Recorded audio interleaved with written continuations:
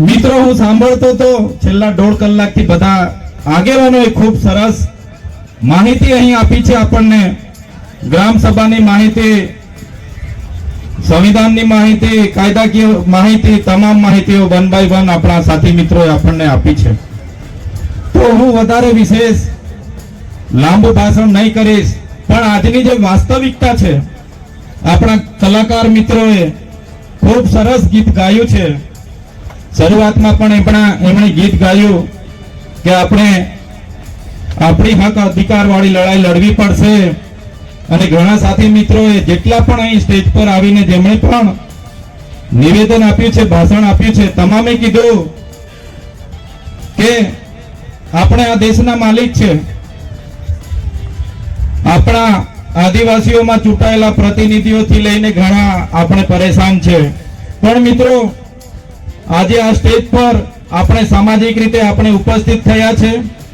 જેટલા પણ અમે રાજકીય લોકો અહીં તમારા આમંત્રણને માન આપીને ઉપસ્થિત થયા છે, તમામ લોકો અમે એવું માનીએ છીએ પહેલા અમે આદિવાસી છે, પછી અમે કોઈ પાર્ટીના છે.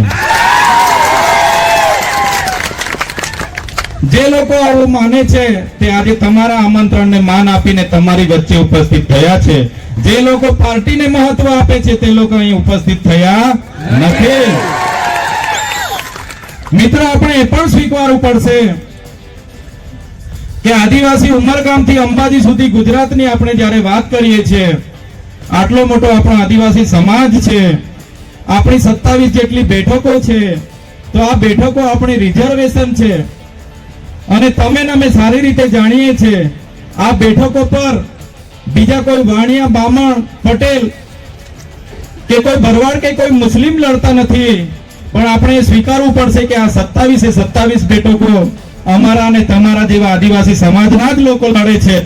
પણ કેટલીક પાર્ટીઓથી દબાયેલા રહીને જ્યારે સમાજની વાત કરવાની આવે છે ત્યારે એ લોકો સડક પર કે સદનમાં સમાજની વાત મૂકવામાં શરમાય છે અને દબાય છે.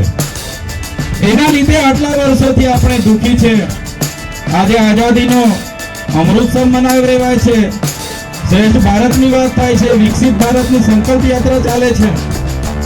પણ મિત્રો તમે બધા, અમે બધા વાકેફ છે, આજે ગાંધીનગર હોય, અમદાવાદ હોય કે સુરત હોય, જે મજૂરી કરનાર હશે, ગટર સાફ કરનાર હશે, તે માત્ર આપણો આદિવાસી ભાઈ અને બહેન હશે. આ હકીકત છે. ઘણા મિત્રો મને સારું લગાડવા તાળીઓ પાડી, પણ આ દુઃખની વાત છે. ખરેખર તમારે ને અમારે એ પણ શીખવું પડશે કે આપણે તાળી કામ વગાડવાની છે.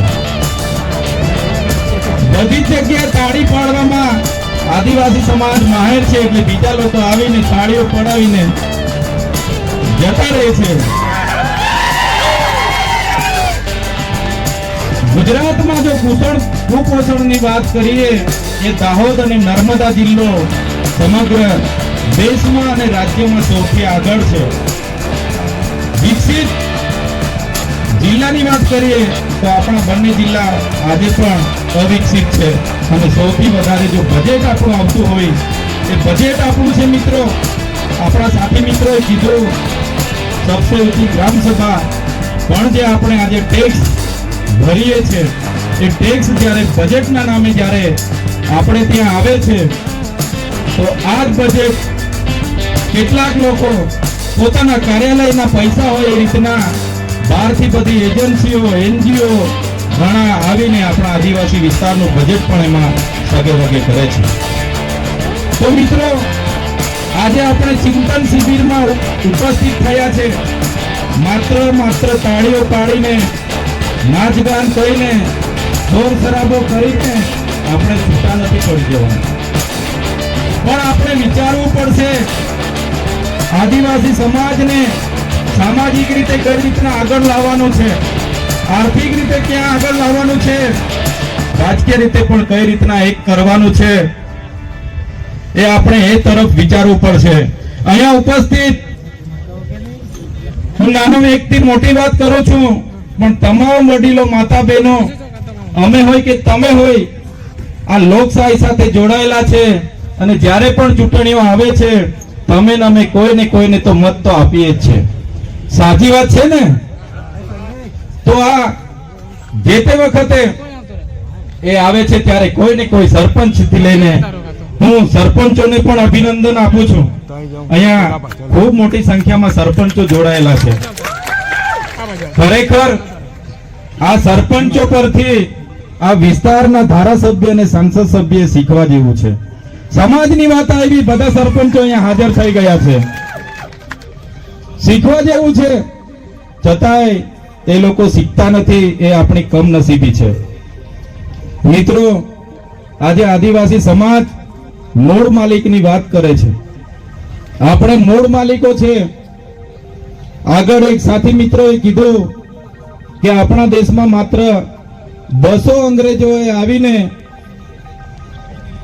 200 વર્ષ રાજ કરીને ગયા. આજે પણ આ જ પરિસ્થિતિ છે. આપણા જ લોકોને કેટલાક લોકો હાથો બનાવીને આજે આપણા પર રાજ કરી રહ્યા છે. આજે આપણે પક્ષ પાર્ટીઓમાં વેચાયેલા છે. આજે આપણે ધર્મ સંપ્રદાયોમાં વેચાયેલા છે. આજે આપણે સંગઠનોમાં વેચાયેલા છે. જે દિવસે આપણે આ પક્ષ પાર્ટી, ધર્મ સંપ્રદાય અને અનેક પ્રકારના સંગઠનોમાંથી ઉપર આવીને જો વિચારીશું, તે દિવસે આપણો સમાજ એક થઈને ઉભો રહેશે. સૌથી મોટી લડાઈ આપણા જ સમાજના, આપણા જ અંદરની લડાઈ છે. એનાથી આજે આપણો સમાજ પાછળ છે, એનું દુઃખ થાય છે. મિત્રો, આજે મૂળ માલિકની હાલત શું છે?